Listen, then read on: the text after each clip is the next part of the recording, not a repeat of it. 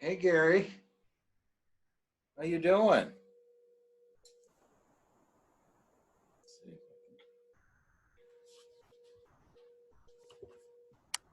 Craig, I wasn't watching the time. Sorry. Oh, that's okay. I wasn't watching the time last night. Boy, oh boy. Well, and I had just gotten in, so I missed that meeting. Yeah, well, you didn't miss the meeting because I was sitting in that stupid chair, and it was about 6:45, and next thing I knew, I looked up, it was 7:31. And Oh man, oh my God. I have that problem too. I tend to fall asleep. Oh, that was like, I never have done that before. And it was ridiculous. So how's everything been going? You're still in Colorado? Yeah, my son was in the hospital, so I went to bring him back here for some recovery time. Oh, okay, great. Well, that's Yeah. good. It's probably a little snowy. Well, it snowed the day after I left, so I timed it just right. I was so Yeah. fortunate.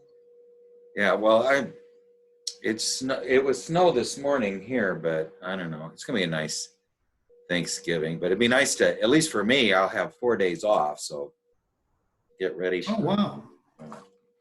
Yeah. whatever. Yeah. I was gonna tell Sarah, I had been reading about this, her dream about the pig. It's actually a Eucharist sacrifice. And, a Eucharist is a meal where we assimilate the undeveloped psyche into ourselves. Oh. So in other words, when we take in the undifferentiated or unassimilated psyche within ourselves, at that point we can begin to differentiate it, and make it more flower, but we need to assimilate basically the darkness. Now, this is something that it's coming up in my own active imaginations, is what I do, when I'm doing this, which has been I spend maybe 20 minutes out of an hour doing, is just to animate the darkness, and I just tell it that I'm here in service and devotion to you, the darkness, and trying to animate it and to make it come alive. Well, I'm going to try that. That sounds like a great idea. I was working on it this morning, and not very successfully. Didn't really get anything. But I did automatic writing beforehand. Automatic writing just always works. It'll work every time. So easy. Yeah, I mean, the only thing I'm trying to do, and it actually is, like yesterday, I had this, there were certain visions, like, they're just flashes, but the thing is, they are absolute, they're starting to interact,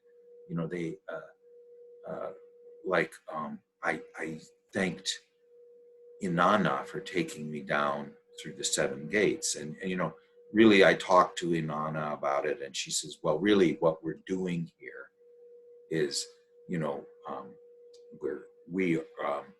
we are opening up ourselves to the non-ego world, and we're doing it through a stages. I mean, she's very practical about it, and then I was thanking her, and I was looking up, and then through this kind of a circle of light, I saw her standing there. I mean, because I was on my knee, kneeling down to her, just in thank you.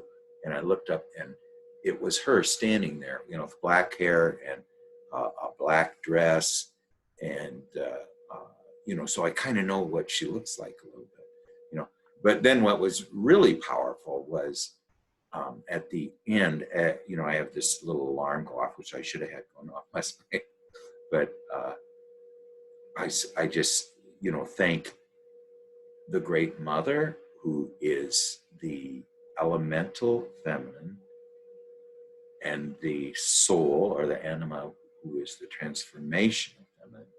I thank them both. And as I thanked the Great Mother, there was her face, and it was smiling at me. And then I said, well, I wonder, after I thank the anima, if I'll see it. So I thanked the soul for coming. And there was this lipstick smile. And then it was her face, and her trademark, and now the Great Mother has it too, is that her left eye glows.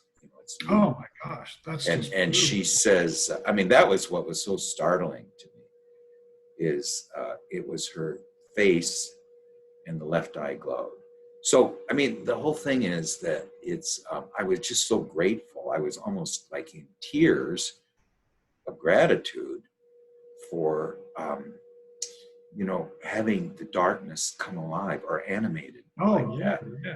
And just because, I think the whole thing on this is to animate the darkness is you go in and say, just say, I'm here for the darkness. And basically what I usually see is just this little circle of light. And sometimes it looks like the iris of an eye. Sometimes it goes in and out. And then as I go out, because, I'm really in a deep state of meditation, I'll go out completely sometimes. And then it just fills with silhouettes and things. And then it's like, silhouettes of trees, or silhouettes of people, or silhouettes of a road that you're going down. Nothing of a... You mean like fully into like a hypnagogic state? No, it's just in the circle of light. So it's like you're looking through a peephole, but it's the peephole of light and shadow. And there's people walking, and then there's trees. And then sometimes you'll see rocky cliffs, and things like that, and then the one image, the one that was really graphic was where the anima had just, and it was so graphic that she was just, she had ivory skin and black hair and black eyes. She's here like this. She just gradually floats to sit next to me like that. And then there was an image of a wood grain, that was sort of outlined in yellow. And then there was a dog lying at our feet, and yesterday there was three things I saw. One was an empty highway. The other was a mother and her daughter. And the third thing was a big long strip of meat that was cut in half. Now, I'm not really sure what those mean, but they, but let's talk about you. Yeah, well, I was just going to say, I'm like what you're seeing. Like mostly I end up high in the trees. I just have trees all just kind of around me. That's mostly what I get, Either that or I just get nonsense images, And it's just, it's going to take time. But thank you so much for that description. And, I started using the descending through Yes. the gates where you leave basically parts of your persona behind. And I walk down with my anima. And then when I get to the bottom, there's a black pool that kind of represents the unconscious, and the anima just kind of dissolves into it. And so, and then, it's like, I feel like my thing is to either also dissolve into or wait for things to come from that.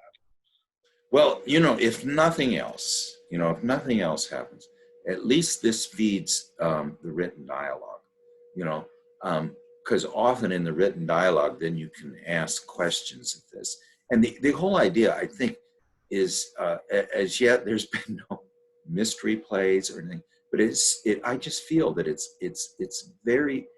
is now the one thing that is so important is that when it's not there, I grieve. I'm deep. I feel a deep sense of loss. So you say, well, what does it all mean? I don't know what it all means. But if it's not there, I'm deeply saddened, and I want it to be there. But Right. Craig, there's no story and no narrative. I don't care. I hear you. To interact with that, and just to be able to connect. That seems like the important part. Yeah, it just feeds. It is, and especially when it starts to be real time. For instance, when I thank the Great Mother and her face appears and she nods, and then I see the anima, I thank the anima and she appears, doesn't nod, but her eye just is luminescent, but then I will do some imagining. Now, see, imagining, I think is a little different because it's not really these type of vision things, but what you do is you're imagining a story. Okay. Oh, I do that. I know exactly Yes. what you're talking about because I take my spirit animals on walks and things, but I know exactly. I know that I'm just creating it. But sometimes they do kind of playful things, and that's kind of like, oh, that's neat, Well, you want to use the felt sense too. What the felt sense, I think, is you don't you force it, but you don't force it. It's this. Exactly. I mean, the idea is you feel. What was that? You start it, but you don't control it. Yeah, you feel something on the left, so you move there, and then you feel that it's this, so it is that. And then you feel something on the right, so you move there, and then it feels like this, and so it is that. And then you just go with that. So the first thing that comes to your mind that it could be, it is that, and then you just keep going with it. But I think the main idea is to open pathways to this world. And then the second thing is the written dialogues, as Jeffrey Raff teaches them, are going to be richer with things, and for us mortals, for us rope climbers, I think the thing that really feeds them are drawing our dreams and amplifying our dreams. Since we don't take great cosmic journeys. Like James Hillman says, it's not necessary to take these great cosmic journeys. And I really feel that because what I know is of value here, well, first of all, is this the real-time aspect, which I've never experienced before. But the second thing is that if it's not here, I'm empty. I feel a great emptiness. So it's just being with that. It doesn't have to have a narrative, but at least you know your familiars are near you, you know, and that they are there. Now that's the other thing is that you know they are there and that you can go there anytime. You know, like I think I could close my eyes right now and she would appear, you know, so she's there. I mean, I could see her if I would just do it. Now, does anything happen? No, but she's there, you know. That's so cool, because to me that kind of says, like, you know, the ego is being filled by the soul. You know, that's what I Yes. think of when I hear that. Not filled with words yet, but I mean, I think that we need to learn how to communicate with them, because I don't think it is that we can take a passive role, you know. So there has to, I think the dialogue comes like Jung does in the Black Books.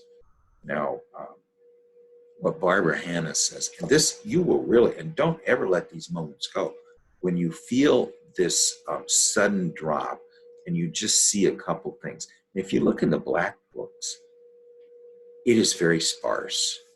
He's just like us, you know. He just sees a few things, you know. I got a big long list of things, you know, that I see, you know, and I just write them down. And sometimes if you put them in groups of 4, they, and then you say, well, these 4 things are related. I don't know how, but I'm going to assume they're related. You can, there's sort of like the rock reading. You can go there and see it. I just wanted to see if I can, some, you know, Jung one time listed all these things, and it kind of sounded like this list, you know. Let's see here. Yeah, I got, all right, let's see. A truck ahead of me slows down as we merge onto a 4-lane highway. And someone says, are you chain drawing? I know all about this, you know. And then I don't know, multiple amputee. Let me stay up. Let me stay up there. You know, I'm so glad you said this, because I get things and they're kind of like that. And I'm like, well, this is just junk, you know, but now I'm going to start writing them down and not treating them like junk, you know? No, don't let anything go by. And now if you would ask in a dialogue, what did the vision of the multiple amputee mean? You know, Mm-hmm. and well, what I want to ask is what is the empty highway? That's the road that we're going to travel on, and it has 4 lanes. You know, this was again about a 4-lane highway. The truck slows down on a 4-lane highway, and then there's a mother and her daughter. So how do we go on the path? Through the mother and her daughter, through the great mother and her and your soul, you know. And then what does this mean when this big long strip of meat is cut into? See, that is cleaving something, you know. 1 becomes 2 or something, you know. There's 1 piece of flesh and it's made 2, you know. And what that means again is something like Sarah's dream. It's sort of very elemental, a little scary, and very, you know, there's an aspect of it that is a little, you know, raw, but. This is the one that took place in the fair. I'm trying. Yes, at the food festival in the white tents. Right. And she's making white rice, and there's a gray rat that turns white. Okay, so there's all these albedo or lightning aspects, and then she goes to the right hand tent, and there is the young mother, and she is is doing a Eucharistic sacrifice. It's like the Last Supper. Take this bread, this is my body, and eat of it. You know, assimilate the undeveloped primitive psyche Right. and yourself. To eat means to assimilate. You and Christ are now one, or you are the Christ, or whatever. But you and the psyche are now one, the primitive psyche. You know, and there's this strange relationship, and this was why this dream was so fascinating, is because there's an ancient aspect to the boar, you know, to the wild pig, you know, is a somehow humans and wild pigs are closely related. You know, I don't know how, but you know, it's particularly the in European myths, you know, there's Jermid O'Dine, and let's see, the Finn McCool, you know, in the Celtic myths, you know, he's killed by this boar, and he's laying there dying, and Jermid O'Dine had the love spot, you know, and he would always have to keep his hair over it, because if any woman saw it, they'd become in love with him. Well, Finn McCool's wife sees it, and she runs off with it, you know, and so then the wild boar kills him, and he's lying there dying, and Finn says, "Oh, well, you know, I've seen you better there, Jermid." And he says, "Well, it's no problem. The water of life just 5 paces away, and you can get it for me if you will." And so he goes over and he gets a handful, but he just kind of makes sure all the water runs through his fingers before he gets to Jermid, you know. And it's just an interesting story. But Right. Let's go over your dream. Well, you'll be happy to hear it's super short. Okay, so in this dream, I am actually my wife who is deceased. And I mean, like, I feel like her. It's like I have her types of thoughts. I feel like I'm in her body. I am literally her. And, you know, and I am in this huge mansion with a lot of glass, just a beautiful place. But I'm abandoning the mansion, and I'm running for my life, because I know that my husband, me, you know, is going to be chasing after me to kill me. And so I'm, you know, as the wife, I'm out and running on a trail, and I have a gun with, but it's a shotgun. I think it has one shot. And I feel like, well, either I'm going to die, or, you know, the husband chasing me is going to die. That only one of us will live through this ordeal. And I'm, you know, I feel quite a bit of fear. Mm-hmm. Yeah. Only one of us will live. Okay, so you know, you are the dream ego is assumed the role of the outer anima, or who would, I guess, be the inner anima too. She's got a double role, but she is also she has the added magical quality that she's in the other world. So she's an otherworldly anima. So let's first look at it as if it's not, as if it's abstract. Now later we can take a more personal view. But first of all, let's just look at it now, because it could very well have some message qualities. I don't know, but you are your wife who you're deceased. You're in a huge mansion with a lot of glass. So you're in, and so it's this transparent house. this transparent um, uh, temenos that is filled with glass. So it's open to the outer world. You know, there is it is filled with transparent walls. The walls let in light. So it's sort of almost like a palace of light, you know. So you're in something like a palace of light. The light is a natural light, though, you know. And but now you know, the dream ego knows, the anima knows that you, the ego, are going to come there and to only one can survive. Now, the idea here is there seems to be a great opposition between who is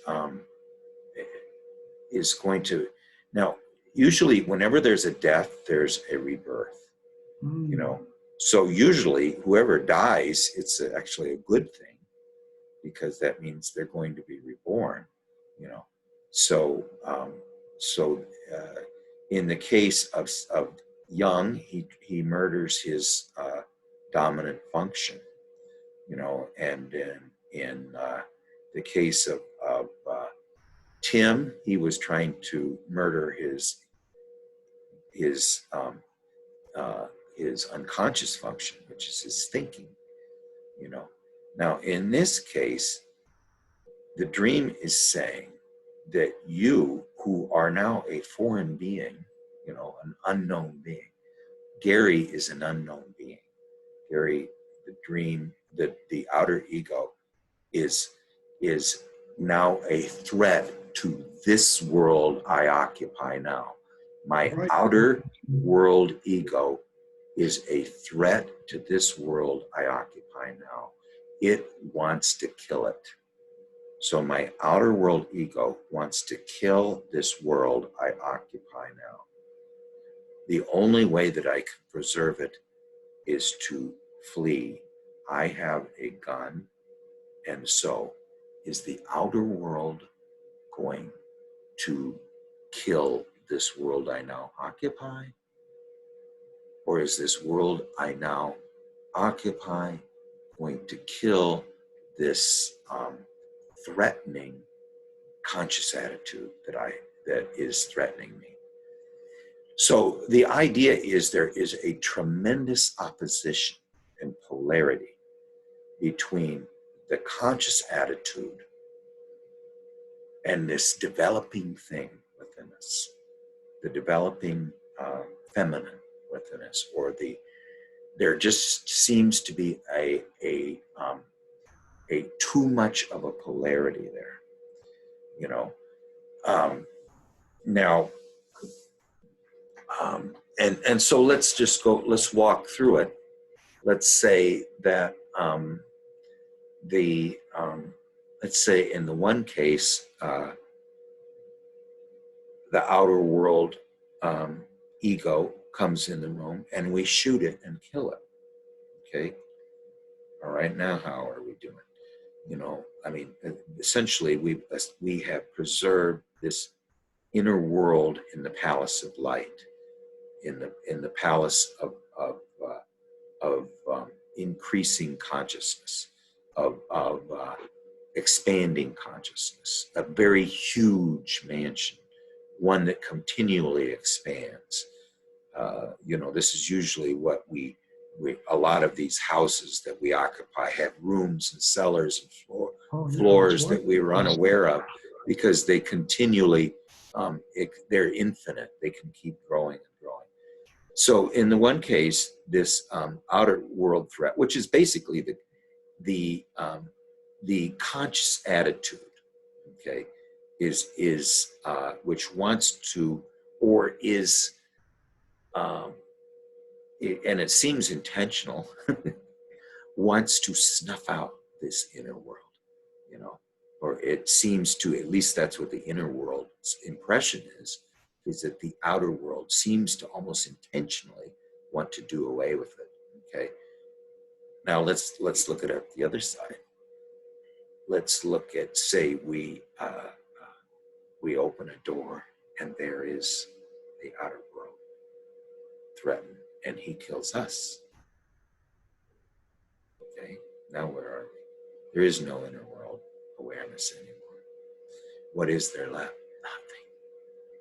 You know, because we have no the inner world, which is the developing thing, is so precious, and it is so far removed from this outer world samsara. I mean, the developing thing is, at least, you know, not it is this little flower that lives in the world of the Tao, lives in the world of that is lives in the middle realm. Okay, and it can't be defiled by the outer world. So you know, the other thing that we can say is that the wife is the bearer of life. So she is the bearer of life, and the outer world is threatening the bearer of life, you know, and so she can't produce life anymore if she's gone. So there seems to be an aspect here of this, and I have a lot of difficulty with this myself. How do we let go? You know, our conscious attitude. You know, I sometimes in the morning, you know, when I'm reading, I could just feel I'm just too much up here, you know, and I just like that, and then I invite, you know, someone else, anyone else, occupy this head, and you read this book, because I'm not doing a very good job, you know. Yeah, it's sort of like understanding with the heart instead of the head. Yes, ask, hey, heart, why don't you read for a while? Get my head out of here. I mean, and I think that it really is a commentary, the dream, on how threatening the outer world can be to the development of the new thing, you know, and how it feels threatened by the outer world. Now, how can the outer world kill the inner world? Here's one way, is just ignore it. I mean, it'll just sink right back down into the depths. Yeah, right. And then it's almost impossible to bring it back up. So what can kill inner world awareness is lack of attention. So, I mean, it seems to be a call. I mean, I'm just saying, if it was my dream, you know, first of all, it's very startling. I haven't wrapped my head around it yet. Let's keep working on it. So yeah, I mean, it caused me a lot of guilt. we're circling it, you know, we're circling. Yeah, you're not even part of it, Gary. You're this person that you're feeling guilty for is completely unknown to your awareness. You don't know anything about this person. What he represents is the outer world. And neti, you know, I see with my eyes, I'm not my eyes. I hear with my ears, I'm not my ears. This awareness that you're feeling is not your outer world persona or whatever, you know, strange financial or any kind of other arrangements going on in the outside world. It's not us, you know, it's not our innermost core. And so it doesn't really a matter of, it does have this, whenever a dream, a nightmare comes up, what it's saying is this: you are causing us a lot of pain. Would you like to feel the pain that we're feeling from you? Feel it. What do you think of it? It's threatening. It's scary. Wake up. You know, I mean, that's kind of, I think, what nightmares are trying to say. They can't get the point across any other way. And what the point is, I can't say right now. But what it appears to be saying is that, you know, these are just theories, you know, is we're just brainstorming here, is that the inner world feels threatened by the three-dimensionality of the outer world. That, and I think what it also feels threatened by, and what it's really its biggest threat is the lack of devotion of the outer world. Mm. Of being too devoted to the outer world kills the inner world. Right, right. You know, so if you're not able to, the only way to develop and animate and bring alive the middle realm is to move our center of awareness closer to it. And how do we do this? We do this through being the medium of expression of dreams, and through being the amplifier of it with symbolic language. Mm. You know, I always tell my wife, you know, a frog is to a toad as a bee is to a wasp. You know, that's the kind of, that's what we're going to use words for here. We're going to provide meaning of that type, you know. Now, this meaning is of the symbol. So now, so anyway, get a little off topic there, but the idea here is, if let's just focus on the dream now. Okay, the idea here is that the inner world awareness feels threatened by the outer world. The biggest threat that the outer world can give to the inner world is to kill it through not being devoted to it, you know, or through getting lost in the outer world. I mean, there's two ways to kill it. One is just becoming lost in the outer world through addiction to anything, to sex, to money, to alcohol, to drugs, you know, to television, to computer games, to whatever unconscious activity we do. That's one aspect. That's the young witch. Right. Okay. Yeah, I love that drawing that you sent into Tim Swisher's group. Yeah. Yeah. Well, he's. I'm kind of done with him. I mean, I just thought that I don't want to go there. I don't want to go there. It's appalling. That was absolutely appalling. But anyway, the other way we kill it, you know, is by not giving attention to the inner world, you know, by not giving attention to the inner world. And this is the way I kill it. And this is where I feel my deepest grief, as if I did murder it.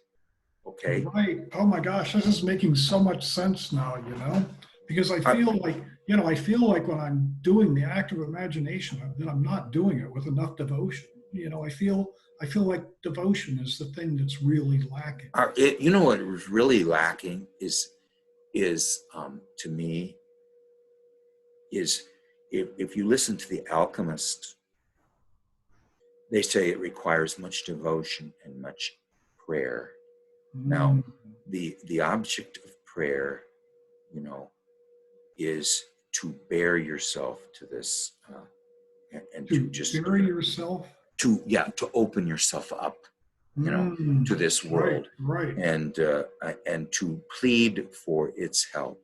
You know, a prayer is it's really what Edinger says. It's an invocation. It's an invocation for an image with which we can have a dialogue. But oh my gosh! Oh, that is so beautiful. Well, yeah. I mean, that's what he says a prayer is. You know, whether we know it or not. You know, it's an invocation to the depths to give us an image with which we can have a dialogue, and then create. Now, when I say the word create, in order to create. That means in order to do magic, in order to lift the curse and cure the enchantment of this God-forsaken world, to bring to it the music that reverberates in all hearts. Doesn't that sound like the dream? Because, here you have an unconscious character chasing the animal who, and that, wow, that was just like light bulbs going off, it's like, I think I need the prayerful part of this. I think that's what. Well, yeah, I mean, it's an aspect.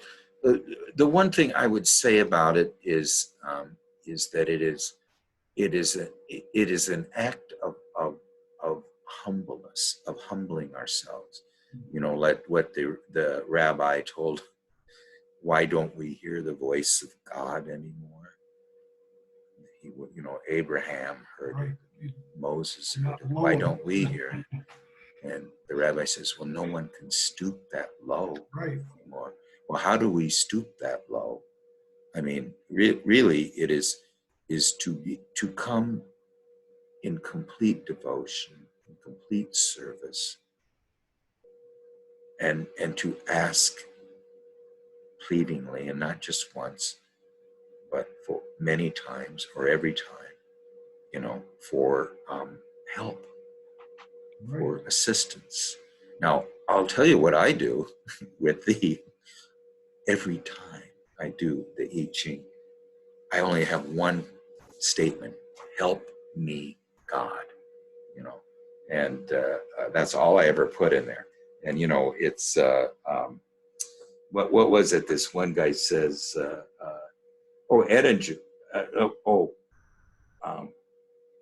It's the only prayer that we should ever say is how can I be of service to you?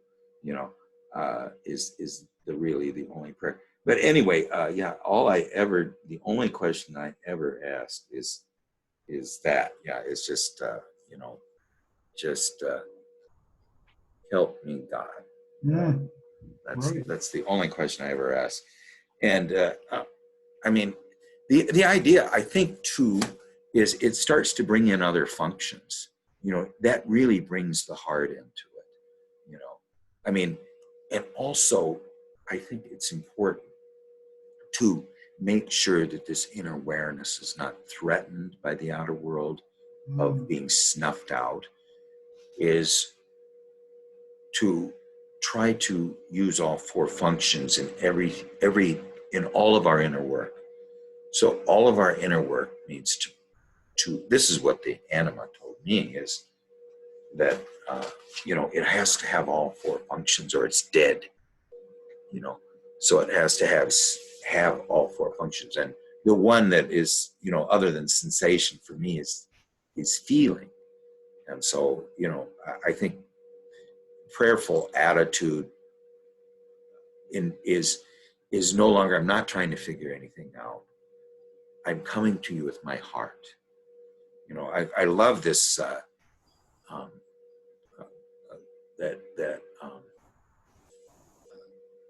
there's this Christmas hymn about in the deep cold winter, or in the bleak midwinter is what it's called. And this very poor man comes to the birth of the new God, and everyone's bringing all these gifts, and all he can bring is his heart. And so it's so anyway. Let's go back to the dream.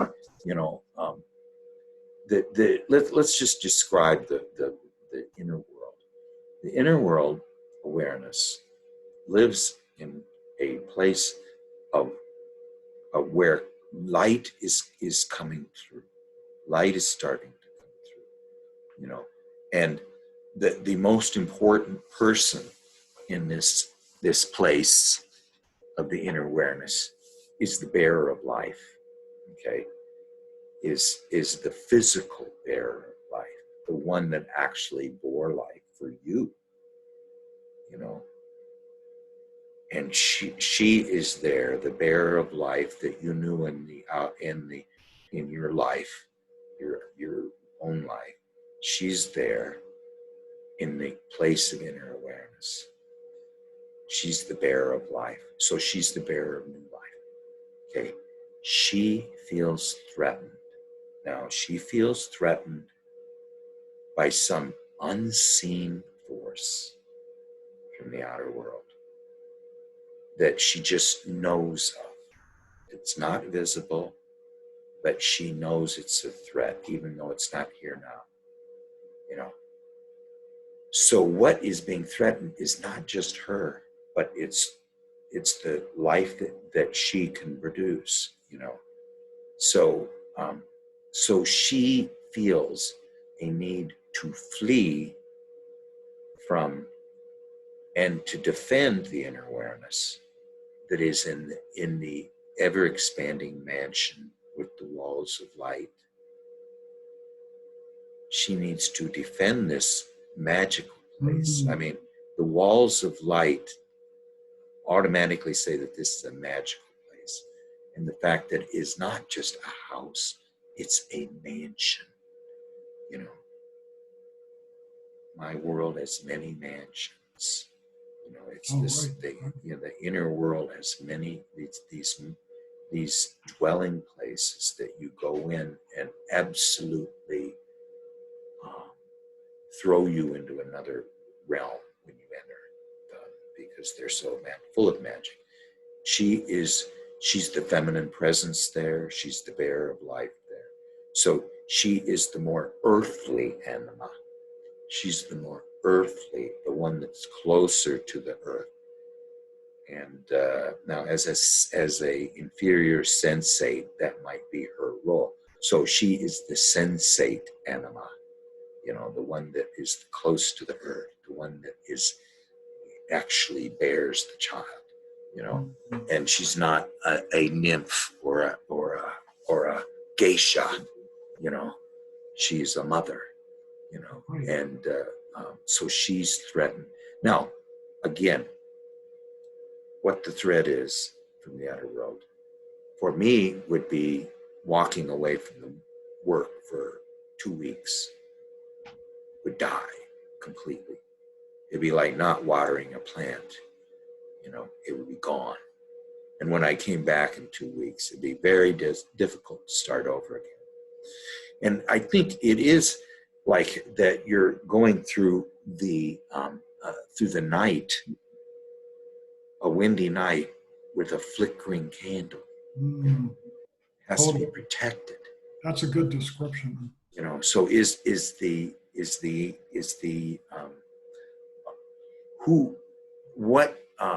going to be the protector of this world? Are we going to be the protector of this world, or are we going to be the unknown threat to this world? See, the idea might be that we are a threat to this world and we don't know it. Right. You know, so that's why you're absent from the dream, is because you don't know what a threat you are to this world. You're unconscious about it, you know, and there's an aspect of you that through your neglect or through your, you know, just like in my own case, through my, through the fact that I'm learning this as I go, and I'm very clumsy about it, awkward about it. I don't know what I'm doing, and I'm killing it, you know.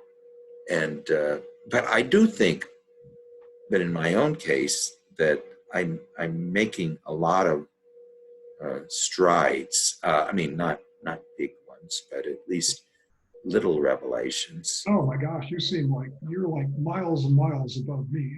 Not really. I'm not, Gary. I mean, I would say that the one thing that that I can that was a revelation, which might be a hint, is to well, the first thing is to go down to your dark pool through the 7 steps, you know. Maybe do that for 20, 30 minutes or however long it takes. And then maybe just time it for, this is what I do. I time it for 30 minutes. And then I when my timer goes off, then I spend 20 minutes looking in, being in service to the darkness that I see when I shut my eyes. You know, actually lay down with a pillow so I can breathe very well, but I just look into the mattress like this and just say, I'm here for, and I'm doing a little bit, just trying to animate the darkness. Now, those two are the preludes to the hard work or the real work, which is now to go in and do a 20-minute dialogue, so maybe an hour and 20 minutes altogether, or you can do it in an hour, 20 minutes each, but the last 20 minutes to do a written dialogue, either about what you remember from that first 40 minutes, but or to ask it about a dream that you had.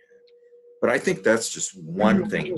Could you just dialogue with your soul or your anima as well? I mean, yes, you can just dialogue with them, but I think it's best to dialogue with them about either a dream or a problem, you know, or something like that, you know, something that is specific. Right. Yeah. And I mean, you could just ask them, well, what's on your mind today? You know, and I do that every once in a while. And I don't usually get very enlightening answers.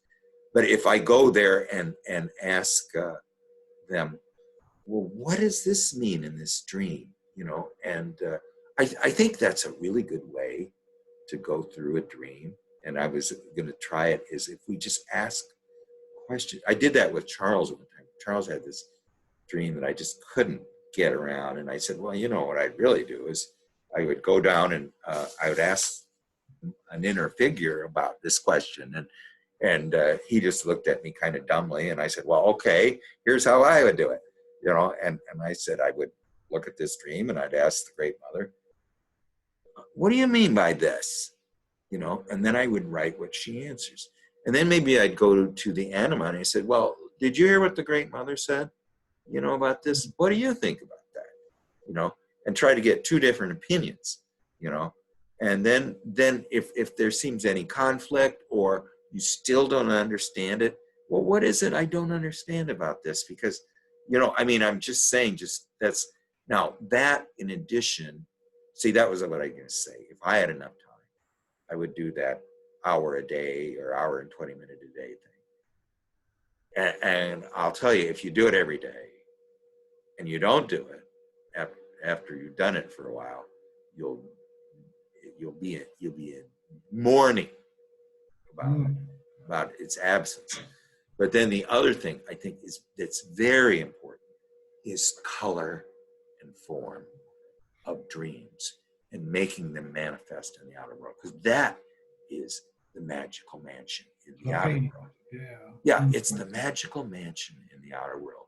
You know what Jung says, the images long for the light. They long for the light.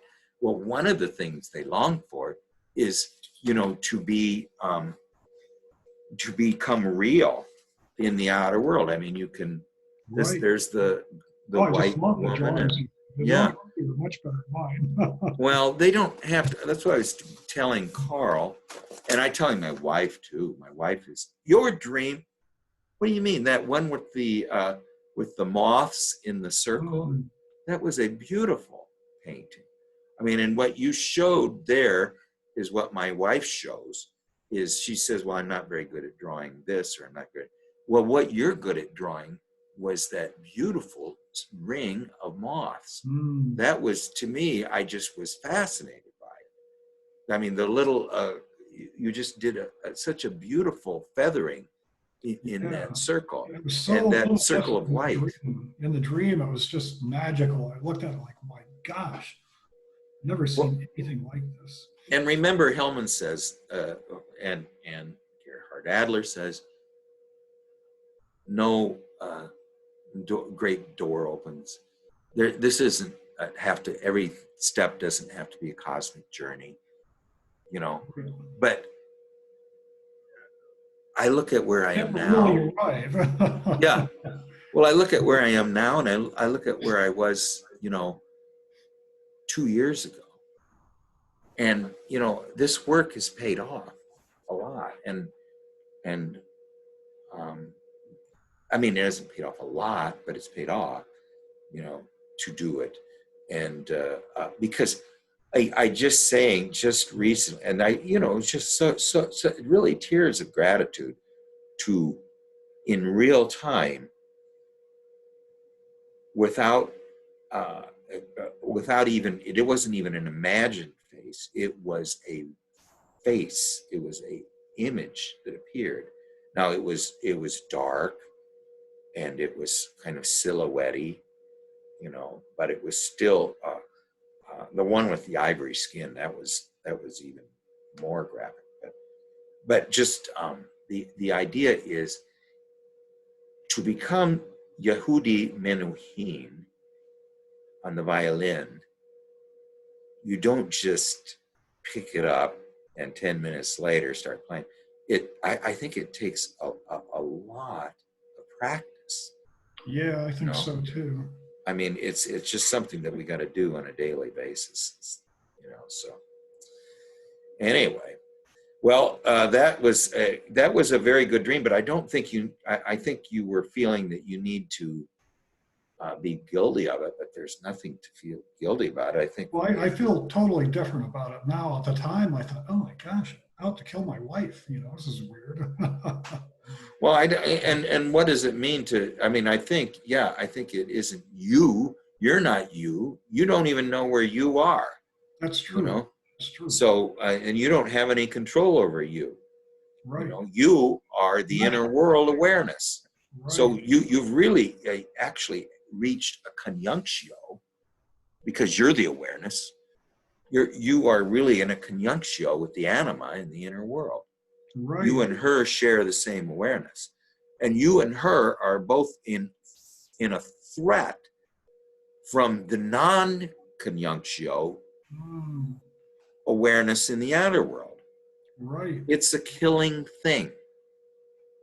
You know, I mean, that's a killing thing. Now, when you're in union with the earthly anima in the inner world, and you and her share awareness, that is a remarkable achievement. Don't you think? Have you ever had that experience before, where you and the inner world anima are the same awareness? That's I've never experienced that, but it's just pretty wonderful. Well, I think you experienced it. I mean, how else would you know all this? You know. Right. So, I mean, I'm saying that you, the dream ego, are in union with the inner earthly soul, the bearer of life. You both together feel threatened by this dead world on the outside. Well, now I know what to work on too, you know. Well, and you know, it's just a day by day, step by step thing. You know, my wife calls it my bizarre ritual. Or are you going to go do your bizarre ritual? You know, and I said, what? Bizarre? Oh yes, I am going to go do my bizarre ritual. But anyway, it's you know, like when I guess in when we were reading that book, I don't know, just in the Black Book about where we start to really learn about the form and the form filling, you know, and I just had this great feeling of what a wonderful adventure this is, you know. I mean, just this is you know, you first see Eve in the apple, then you see Odysseus, this temptation of disobeying the ruling principle, who wants to kill us. Oh my gosh, right. Yeah. Right. This disobedience to the ruling principle, who wants to kill us, by the way. is the temptation that leads to the big adventure, you Right. know, and the big adventure leads to the new king. You know, it's a picture of the old king with the new king. So, you know, that is somewhat what Young saw in the crystal in Elijah's house Oh, yeah, I remember that. was your dream. You know, he basically saw that the that and I'll tell you why this is exactly analogous. Why does the ruling principle want to kill us? Because we've been disobedient to it. You know, we're being disobedient to the conscious attitude or to the ego and to its supremacy. Good point. And so since we're being disobedient to the ruling principle of the outer world, it wants to kill us, you know. And so how do we preserve the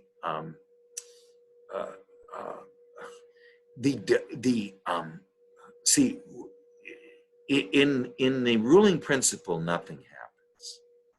You know, it's a static world. The only time that you can see the ship on the blue-black sea with the red sail with Odysseus in it is to be disobedient to that ruling principle. That was the, you know, if we do take a break, and we might want to take a break from the Black Books for about 4 weeks or so, you know, I thought we could. Enjoying it. Well, yes, we could, but we'll just see. I mean, like it's going to probably take 2 or 3 years at the rate we're going. But if we want to take a break from it for 4 weeks in the future, I've been finding it just so magical. It's like it's just been. Well, yeah, and it feeds me. You know. Oh, same here. I mean, it really does feed me.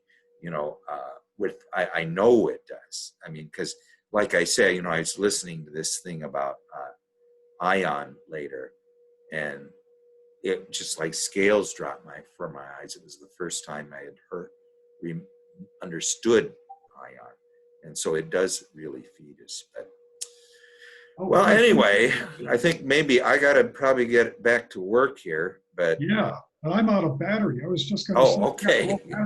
So it's very, you know, like good timing. But well, I think this was just, you know, wonderful.